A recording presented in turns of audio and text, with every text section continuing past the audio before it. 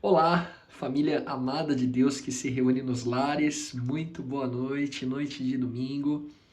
A gente não tá junto, mas há um vínculo inquebrantável que nos une, que é o vínculo promovido pelo Espírito Santo de Deus.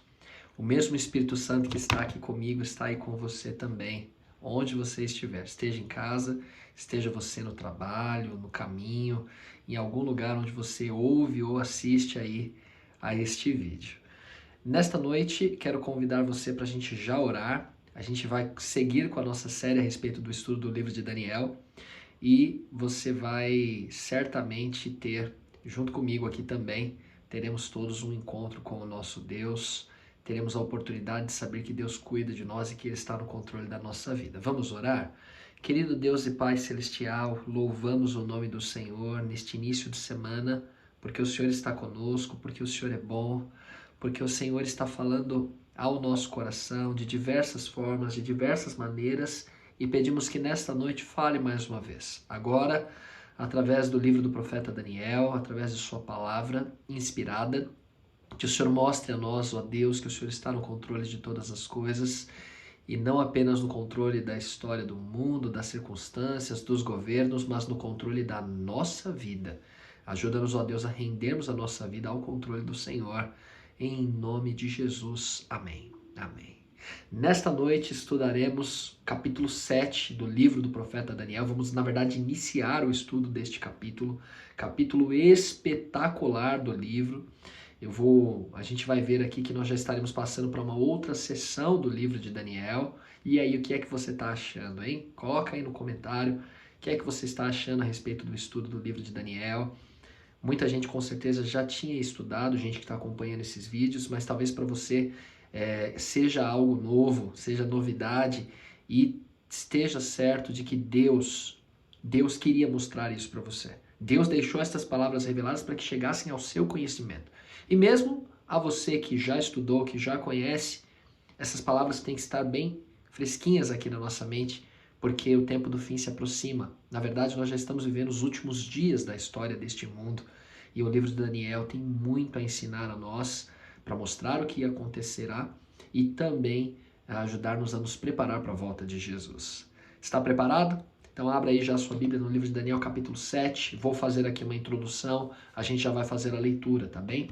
Até então, nós estudamos aqui os 6 primeiros capítulos do livro de Daniel, e esses 6 primeiros capítulos são, na verdade, a seção histórica do livro. Contém ali histórias e apenas uma profecia, como a gente viu no capítulo 2 do livro de Daniel. Já no capítulo 1 a gente viu como foi ali a história do cativeiro, a saída dos jovens chegando em Babilônia, saída de Israel, chegada em Babilônia, o que passaram, a prova que tiveram ali, o quanto foram fiéis a Deus. Capítulo 2, vimos o sonho do rei Nabucodonosor e Daniel interpretando esse sonho, o sonho da estátua, não é? Cabeça de ouro, peito de prata, ventre e quadris de bronze, pernas de ferro, pés parte de ferro, parte de barro. E vimos aqui que Deus estava revelando o que aconteceria na sucessão dos impérios, qual seria a história dos impérios mundiais, isso na verdade dos reinos desse mundo aqui, até ser estabelecido o reino eterno de Cristo, que é a rocha, a pedra que cai do céu e destrói todos os reinos desse mundo, formando um reino que dura para sempre. É o reino de Deus, é a volta de Cristo que irá ocasionar isso, que irá dar fim à história de sofrimento, de dor, de morte deste mundo aqui. É a volta de Cristo, a solução para todas as mazelas da nossa vida. Capítulo 3 do livro de Daniel, vimos a experiência dos jovens que foram fiéis ao serem lançados na fornalha de fogo ardente. Capítulo 4, a loucura do rei Nabucodonosor. No quinto, a queda de Babilônia. E por último, vimos Daniel na cova dos leões. Já a segunda sessão, que é a sessão que adentramos hoje, vai do capítulo 7 ao 12. Perceba que é exatamente metade do livro, 6 primeiros capítulos formam a sessão histórica com uma profecia, que é a de Daniel 2. E agora do capítulo 7 ao 12, nós estamos adentrando na segunda sessão do livro, e essa sessão ela é profética, tem a característica de apresentar muitas profecias e uma história dentre elas. Interessante, não é? E você vai perceber que a profecia que veremos hoje tem tudo a ver com a profecia de Daniel, capítulo de número 2. Vamos lá então, Daniel 7, verso 1. Agora quem terá uma visão é o próprio Daniel. E que visão, como foi essa visão relatada por ele mesmo. Vamos ler? Daniel 7, verso de número 1, diz assim: No primeiro ano de Belsazar, rei da Babilônia, teve Daniel um sonho e visões ante seus olhos, quando estava no seu leito. Escreveu logo o sonho e relatou a suma de todas as coisas. Então note que não é mais Nabucodonosor o rei. Quem está governando agora é Belsazar, neto de Nabucodonosor. E o texto narra que isso aconteceu no primeiro ano do governo dele. E quem teve um sonho foi Daniel. E perceba que ele, assim que teve o sonho, quando acorda, o texto diz que ele escreve logo, ele relata logo o que aconteceu, porque é algo impressionante, é o que a gente vai ver agora. O que foi que Daniel viu? O que Daniel viu? Verso 2, o texto vai dizer para nós o seguinte: Falou Daniel e disse: Estava eu olhando durante a minha visão da noite, e eis que os 4 ventos do céu agitavam o mar grande. 4 animais grandes, diferentes uns dos outros, subiam do mar. Note que eu destaquei aqui algumas palavras em amarelo, porque você vai perceber que estas palavras aqui, elas são símbolos da profecia. Símbolos da profecia. E, queridos, o que significam ventos em profecia? Veja, você perceberá que o que faremos aqui agora será buscar na Bíblia o significado para cada termo. Nós podemos, muita gente faz isso, de ficar tentando criar interpretações, né, analogias para os símbolos que a Bíblia apresenta em suas profecias, mas a própria Bíblia não permite isso. E a gente vai descobrir aqui que a própria Bíblia vai mostrar para nós o que significa cada símbolo. Então, o sonho foi, Daniel teve uma visão e ele viu o mar agitado, o vento soprando forte, e de repente ele vê saindo do meio do mar 4 animais muito grandes, muito fortes, e a gente vai agora entender o que significa isso. Certamente é uma visão profética que Daniel teve através deste sonho. E agora Deus vai mostrar para nós, através da própria palavra, o significado do sonho. O que são ventos em profecia? Vamos recorrer a outro profeta, Jeremias. Jeremias capítulo 49, 36 vai dizer para nós, veja só. Aqui é uma outra profecia, é o próprio Deus falando através da boca do profeta Jeremias, e veja o que Deus dirá. Trarei sobre Elão os 4 ventos dos 4 ângulos do céu e os espalharei na direção de todos estes ventos. E não haverá país aonde não venham os fugitivos de Elão.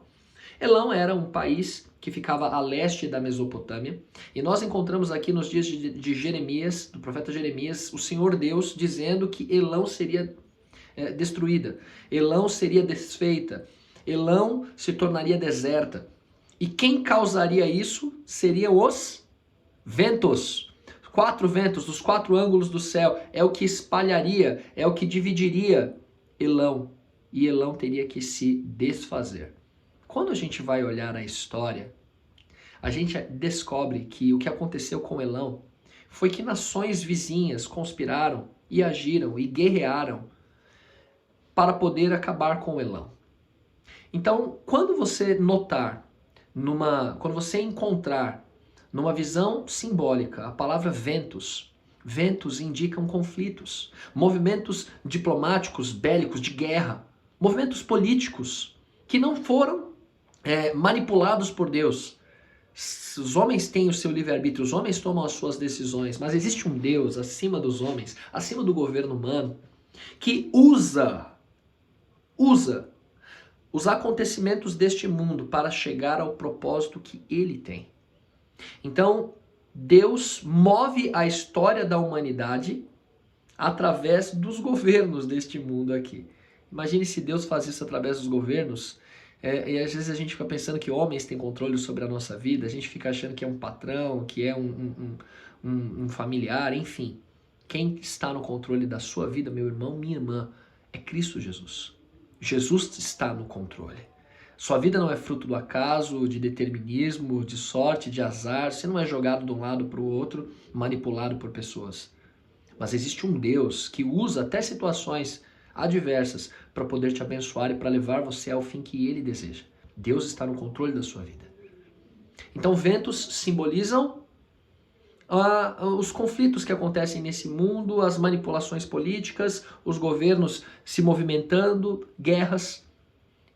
Ventos são, portanto, circunstâncias que acontecem no contexto político, no contexto geográfico, no contexto de guerra, E o que significa o mar que foi agitado pelos ventos? Vejamos o que diz Isaías 17, verso 12. É outro profeta e ele vai apresentar aqui também a expressão mar, água, e vai mostrar para nós o significado dessa expressão quando você achá-la numa profecia. Isaías 17:12 diz: ai do bramido dos grandes povos que bramam como bramam os mares, e do rugido das nações que rugem como rugem as impetuosas águas. Veja, o paralelo é claro. Quando mares aparecem em profecia, quando águas aparecem, indicam povos, indicam nações, indicam lugares densamente povoados, lugar que tem muita gente, muita gente. Daqui a pouquinho a gente vai verificar se faz sentido isso. Portanto, ventos, guerras, movimentações políticas, invasões. Águas simbolizam povos, multidões, lugar que tem muita gente, muita gente. E animais? E esses 4 animais que aparecem na profecia? O que são eles? Aqui o próprio Daniel vai contar para nós nos versos 17 e 23. Verso 17. Aqui já está a interpretação. Dentro do próprio capítulo 7 é interpretado o que são os animais. Estes grandes animais que são 4 são o quê? 4 reis que se levantarão da terra. E o verso 23 diz: o 4º animal será um 4º reino na terra. E aqui, queridos, está bem claro o seguinte: quando aparecer um animal em profecia, ou uma besta, né? Besta significa animal, estará representando um governo, um poder, uma nação, um país. Portanto, sempre que você encontrar animais em profecias, eles indicam reis, reinos, governos ou impérios. Já chamo sua atenção para o seguinte: eu disse para você que Daniel 7 tem tudo a ver com Daniel 2, que tem tudo a ver com Daniel 8, Daniel 9, e tem tudo a ver com Apocalipse 13, que é o capítulo que fala sobre a marca da besta. Pois é. E lá, marca da besta. O que é mesmo besta? O que é mesmo animal em profecia?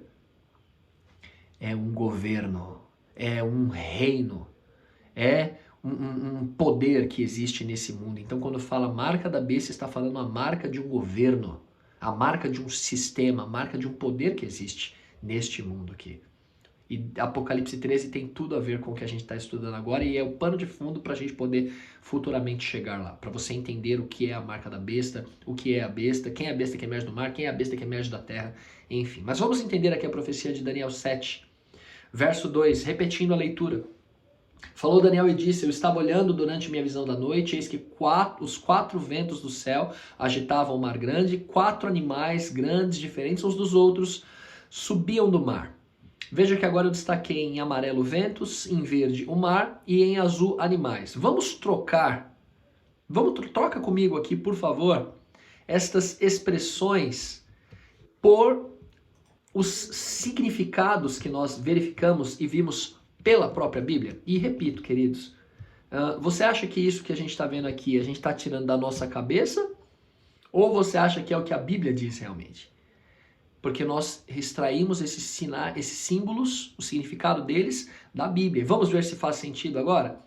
Vamos lá então. Daniel, capítulo 7, verso 2, agora já com a tradução, passando aqui para a linguagem interpretada dos símbolos que vimos. Então, em amarelo aparecerão os ventos, em verde o mar, em azul os animais. Acompanhe. Falou Daniel e disse: eu estava olhando durante minha visão da noite. E eis que Deus estava usando os movimentos diplomáticos, as guerras, movimentos bélicos, políticos, que estavam agitando as nações. E 4 reinos grandes, diferentes uns dos outros, subiam no meio das nações. Faz sentido agora a leitura? Total, completo. Perceba como a Bíblia interpretou a Bíblia, isso é fantástico. Espetacular! Agora, o que ficou claro? O que foi que Daniel viu então? Deus mostrou para Daniel através dos símbolos, do mar, dos animais, dos ventos. Deus mostrou o que aconteceria no contexto dos reinos deste mundo aqui, que haveria guerras, haveria invasões, movimentos políticos. E Isso causou agitação no mundo, causou agitação no meio dos povos. E diante de tudo isso, em meio a isso, 4 reinos grandes, ou seja, 4 impérios, diferentes uns dos outros, apareceram no meio das nações. Isso te lembra alguma coisa? Está lembrado que Daniel 2 conta para nós a história de 4 impérios? Babilônia, Império Medo-Persa, Grécia e Roma. Está lembrado? E a gente viu que depois de Roma não se levantou nenhum outro império. Será que Daniel 7, os 4 impérios que aparecem em Daniel 7 são os mesmos 4 impérios que aparecem em Daniel 2? E para que Deus repetiria a mesma história contando com símbolos diferentes? Deixa eu já dizer para você. Sim, Daniel 7 apresenta os mesmos 4 impérios que Daniel 2 apresentou. Mas a revelação da palavra de Deus, você deve se lembrar que houve uma ocasião na qual Jesus disse o seguinte aos seus seguidores: existem muitas coisas que eu ainda precisaria dizer a você para as quais vocês não estão prontos. Ou seja, a revelação de Deus ao seu povo, ela é progressiva. Ela é crescente. Deus, ele explica algo, depois ele acrescenta e vai sempre mais longe. A revelação vai crescendo, Deus vai se tornando mais conhecido e os eventos também. E é o que acontece aqui. Daniel 2 foi até certo ponto. Daniel 7 repete a história, só que você vai perceber que agora vai dar mais detalhes. Detalhes impressionantes e precisos, comprovando que Deus está no controle de todas as coisas. Vamos ao verso 4. Vamos ver agora detalhadamente como são esses animais, como era o primeiro animal que Daniel viu. Lembrando que esse animal simboliza um reino, um império. O primeiro era como leão e tinha asas de águia. Enquanto eu olhava, foram-lhe arrancadas as asas. Foi levantado da terra, posto em 2 pés, como homem. E lhe foi dada a mente de homem. Impressionante. É um leão, mas não é um leão comum. É um leão com asas de águia. Verso 5. Aparece aqui o seguinte: continuei olhando e eis aqui o segundo animal, semelhante ao urso, o qual se levantou sobre um dos lados. Na boca, entre os dentes, trazia 3 costelas e lhe diziam: levanta-te, devora muita carne. É um urso, mas um dos lados dele é mais forte. E note o detalhe que não é detalhe, é precisão profética, precisão da revelação de Deus, de que este império, o segundo império, simbolizado pelo urso, e lá na estátua, simbolizado pela prata, teria 3 costelas em sua boca e a gente já vai entender o que foi isso. Verso 6. Depois disto continuei olhando e eis aqui outro, ou seja, o terceiro, semelhante a um leopardo. Será que é comum também esse leopardo? Não.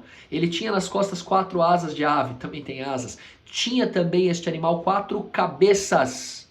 Ora, o urso tinha 3 costelas na boca, o leopardo tinha 4 cabeças e foi-lhe dado domínio. Vamos ver o significado disso logo mais e você vai ver a precisão do cumprimento da profecia. E se você não acredita na Bíblia, falo com todo carinho e respeito a você, quando li estes textos na época não acreditava. Não acreditava. Mas ficou muito evidente para mim que Deus foi quem inspirou Daniel a escrever isso. E quando eu olhei para a história, eu entendi que tudo aconteceu exatamente como a Bíblia disse e eu passei a ter mais respeito pela Bíblia. Vi que não era um livro meramente humano, mas que Deus foi quem inspirou os homens a o escreverem. Verso 7. Depois disso, eu continuava olhando nas visões da noite e eis aqui o 4º animal. Agora preste atenção neste. Terrível, espantoso, sobremodo forte, o qual tinha grandes dentes de ferro. Percebe algum paralelo com a estátua? Tinha alguma parte que era de ferro? Sim, era exatamente o 4º império, simbolizado pelas pernas de ferro. E ele devorava, fazia em pedaços, pisava aos pés o que sobejava, e era diferente de todos os animais que apareceram antes dele, e tinha 10 chifres. Queridos, que animal que é esse 4º aqui? Qual é o nome dele na natureza? Qual é o nome dele? Não é dado o nome. Daniel fala de 3 animais muito interessantes, exóticos, estranhos. Um leão com asas, um urso com 3 costelas na boca, um leopardo com 4 cabeças. Esses animais não existem, porém, são animais que quando a gente ouve falar, é um leão com asas. A gente nunca viu um leão com asas, mas a gente consegue imaginar. A gente consegue imaginar um urso com 3 costelas na boca e a gente consegue imaginar um leopardo com 4 cabeças, apesar de ser muito esquisito. Mas esse animal terrível e espantoso não tem nome na natureza. Daniel não viu paralelo para ele. Daniel não encontrou na natureza um animal que se assemelhasse ao que ele viu. Simplesmente ele diz, era horrível.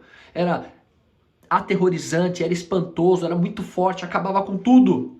E os dentes eram de ferro, e ele tinha 10 chifres. Queridos, quero chamar a atenção de todos agora, por favor, vamos acompanhar aqui com cautela e veja se faz sentido ou não. Daniel 2 mostrou para nós o sonho da estátua que Nabucodonosor viu. Cabeça de ouro, peito de prata, ventre e quadris de bronze, pernas de ferro, pés parte de ferro, parte de barro. E aqui em Daniel 7 vimos primeiramente um leão com asas, em seguida um urso com 3 costelas na boca, com o lado mais forte do seu corpo. Vimos o terceiro animal, que é um leopardo com 4 cabeças e também com asas. E por último, um animal terrível, espantoso e com 10 chifres. Será que os reinos simbolizados por esses 4 animais são os mesmos? E aí o paralelo seria: o leão, a semelhança da cabeça de ouro, representa a Babilônia, que existiu de 605 a.C. a 539. O urso, que é o Império Medo-Persa, aliás, representa o Império Medo-Persa, também simbolizado pela prata. O terceiro animal, o leopardo com 4 cabeças, de fato, será que ele é o paralelo da parte da estátua que seria o ventre e os quadris de bronze, simbolizando Grécia? E o ferro, será que ele tem paralelo com esse animal de Daniel 7, as pernas de ferro e o animal terrível e espantoso? Será que representam Roma? E os pés, parte de ferro, parte de barro, mostrando o reino dividido. Ele tem 10 dedos. O texto de Daniel 2 fala sobre os pés e os artelhos, ou seja, se refere aos dedos, e a gente tem 10 dedos nos pés. E aqui o animal também ele tem 10, mas 10 chifres. Será que existe o paralelo e está apresentando também o reino dividido? Esses 10 chifres de Daniel 7? Vamos analisar. Queridos, qual é o metal mais nobre que existe na natureza? Ouro. E foi o ouro que foi usado para simbolizar Babilônia. Qual é o animal mais nobre da natureza, que é conhecido como o rei dos animais? Leão. E o leão é o animal mais nobre e também está sendo usado, sim, para simbolizar o império que foi o mais poderoso e rico, a Babilônia. E qual é a ave mais nobre mesmo? É a águia. É um leão com asas de águia, simbolizando Babilônia. E a arqueologia encontrou vários vestígios comprovando que o leão era um símbolo popular em Babilônia. E as asas de águia, representam as conquistas velozes que Babilônia fez. O texto mencionou também em Daniel 7 que as asas foram arrancadas, mas que houve um momento em que foi posto de novo sobre 2 pés e lhe foi dada a mente de homem. A gente tem que se lembrar que o principal governante de Babilônia, a gente já viu a história, foi Nabucodonosor. E houve um período que ele, como animal, por 7 anos ficou pastando. E só ao final ele voltou a ter mente de homem. Portanto, sim, Daniel 7 está contando a mesma história, mas você vai ver que vai ser com mais detalhes e indo mais longe. O urso representa o império duplo, o império Medo-Persa, simbolizado pelo peito de prata. Por quê? Porque esse urso ele se levanta sobre um dos lados. E você tem que se lembrar que o segundo império, o Império Medo-Persa, era um império composto por 2 reinos. Foi uma aliança entre Ciro e Dario. Ciro do lado dos persas, Dario do lado dos medos. E era Ciro quem realmente realizou as conquistas. Ciro, ele foi o grande governante, é por isso que é dito que o urso se levanta sobre um dos lados, ou seja, um dos reinos que compunha esse império duplo seria mais forte e preeminente, que foi exatamente a Pérsia de Ciro. E essas 3 costelas na boca? Queridos, não é coincidência, mas você tem que saber que para que o Império Medo-Persa se tornasse Império Mundial, ele teve que destruir não só Babilônia. Babilônia representa uma das costelas. A Lídia foi outro reino poderoso que também teve que ser pisado pelo Império Medo-Persa para que Medo-Persa se tornasse império. E também o Egito. Portanto, para que a Medo-Persa se tornasse um império mundial, teve que destruir Babilônia, Lídia e Egito. E é por isso que esse urso tem 3 costelas em sua boca. Não é coincidência, queridos. Agora veja a Grécia de Alexandre o Grande. A Grécia, aqui agora no Daniel 7, ela aparece como um leopardo com 4 cabeças. Você tem que saber que Alexandre o Grande, ele conquistou o mundo muito rapidamente. O leopardo já é um animal veloz, mas ainda é um leopardo com asas. Alexandre o Grande teve as suas vitórias, conquistou o mundo todo conhecido da época dos 20 aos 33 anos. Um fenômeno, algo muito rápido. Por isso que Alexandre o Grande, apesar de contarem que ele era baixinho, né, os registros serem de que ele era baixinho, mas grande general, grande líder, grande monarca do Império Grego. Só que você tem que saber que Alexandre o Grande morreu com 33 anos, muito jovem, muito novo. E quando ele morreu, ele tinha vários generais e 4 deles se destacaram: Cassandro, Licímaco, Ptolomeu e Seleuco. E foram estes 4 generais que repartiram a Grécia entre si. Continuou sendo império, mas Cassandro ficou com a região da Macedônia, Lisímaco ficou com a parte da Trácia e também com a região da Ásia Menor. Ptolomeu ficou com a área do Egito, Palestina e também parte da Síria. E Seleuco ficou com parte da Ásia Menor e Síria e também com algumas regiões ao Oriente. Ou seja, as 4 cabeças apresentadas no sonho de Daniel representam esses 4 generais. Eu preciso parar aqui para dizer para você o seguinte, querido, só pode ter sido Deus que revelou isso. Deus está no controle de todas as coisas, ser humano nenhum teria como adivinhar com tanta precisão o que iria acontecer. A Bíblia foi inspirada por Deus. A Bíblia foi inspirada por Deus. E o 4º animal? Aqui tem o desenho de um dragão, mas não tem nada a ver com dragão. Foi um desenho que eu achei na internet. Mas é terrível e espantoso. É um animal que não existe na natureza, não tem comparação. Mas lembre-se que os dentes deles são de ferro. E as pernas do 4º reino, da estátua de Daniel 2, eram de ferro. E este animal, ele tem 10 chifres. Portanto, o animal simboliza Roma. E os 10 chifres, o que simbolizam? As 10 tribos bárbaras que destruíram Roma, como a gente já viu lá no estudo de Daniel 2. E são elas os vândalos, os alamanos, suevos, visigodos, burgundos, francos, lombardos, anglo-saxões, ostrogodos e érulos. 10 povos menores que minaram as forças de Roma e acabaram com Roma. Não foi um império mundial que derrotou Roma. O reino foi dividido. O paralelo dos 10 chifres é com os pés da estátua de Daniel 2, parte de ferro, parte de barro. O reino está dividido. Queridos, é muita informação, eu sei. Mas eu gostaria que você percebesse que eu estou sendo ágil de propósito, rápido de propósito, para que você pegue toda a informação, notando que é só da Bíblia que a gente está extraindo essas informações.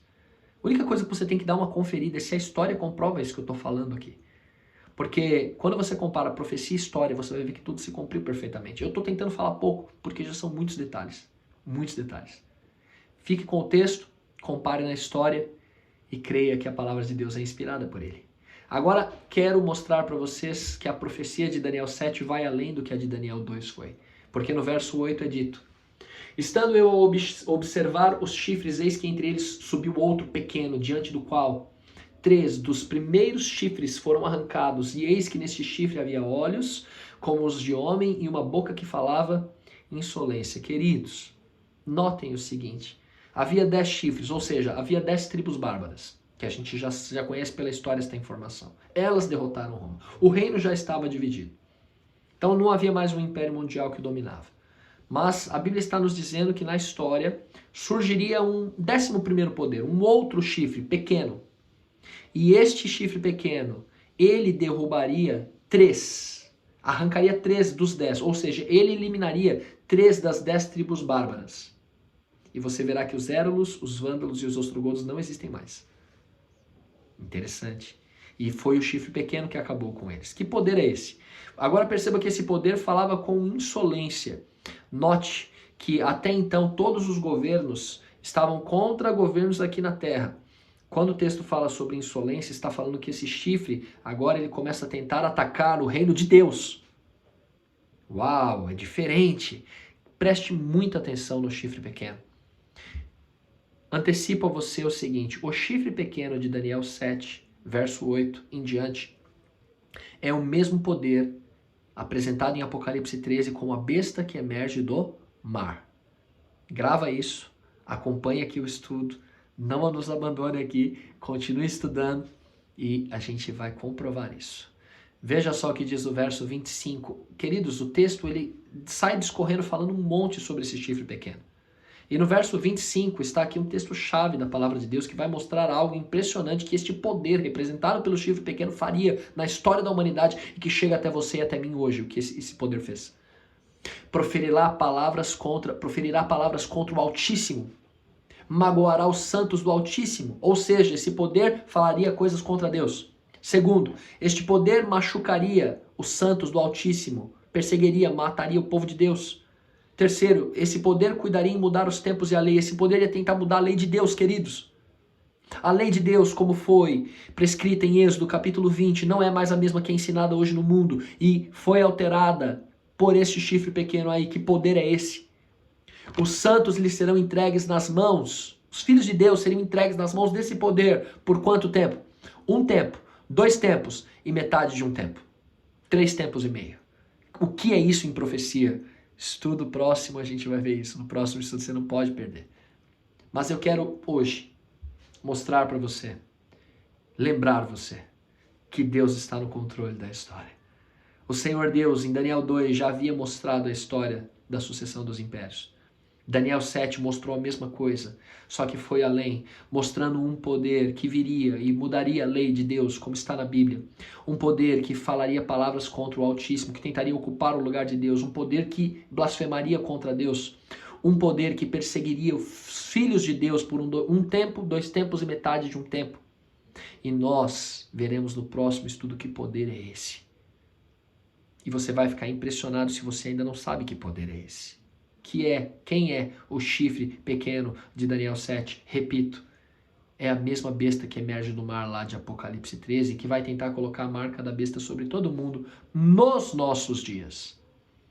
Agora saiba, Deus antecipadamente sabia de tudo isso. E toda obra que o inimigo tenta realizar, Deus já conhece antes e, portanto, já tem o antídoto antes. Na sua vida também é assim, querido e querida. Não há nada que queiram fazer contra você que Deus já não saiba antecipadamente, já não tenha solução, já não tenha providência para te tirar dessa situação. Eu não sei o que você está passando, mas uma coisa eu sei. Deus esteve no controle, está no controle da história da humanidade e Ele está no controle da história da sua vida também. E sei de mais uma coisa, que o mesmo Deus que conduzirá a história da humanidade a um final feliz, esse final feliz não está distante de nós. Esse final feliz é para você e para mim. E Cristo vai voltar em breve. Em breve. E Deus deseja dar a nós um final feliz. E Ele pode fazê-lo. Mas a pergunta que deixo a você hoje é: está você disposto a deixar Deus conduzir a sua história? Hoje é dia da gente render nossa vida ao Senhor mais uma vez. Hoje é dia de colocar a vida, os planos nas mãos de Cristo. Hoje é dia de procurar conhecer mais a vontade de Deus, de saber o que é que Deus tem para a nossa vida e pedir força a Deus para que a gente possa viver todas estas coisas pelo poder e a graça dele. E em breve, recebemos de Cristo a coroa da vida. Vamos orar? Querido Deus e Pai, suplico ao Senhor nesta hora que nos ajude a colocarmos nossa vida em suas mãos, porque nem isso a gente consegue. Tem misericórdia de nós, pecadores, e ajuda-nos, ó Deus, a entender de uma vez por todas que assim como o Senhor esteve no controle da história da humanidade e está no controle, o Senhor também está no controle da nossa vida. Mas o Senhor não vai roubar esse controle das nossas mãos. Aceita agora a nossa entrega ao Senhor. Toma nosso coração, ó Deus, dá-nos um novo coração. Renova a nossa vida, perdoa nossos pecados, purifica nosso ser, dá-nos uma semana feliz na sua companhia, na certeza de que o Senhor está no controle de tudo. E, ó Deus, mostre-nos constantemente que o preparo para a volta de Cristo é o que há de mais importante nesta vida, que a gente não desvie o olhar disso por momento nenhum. Em nome de Jesus. Amém.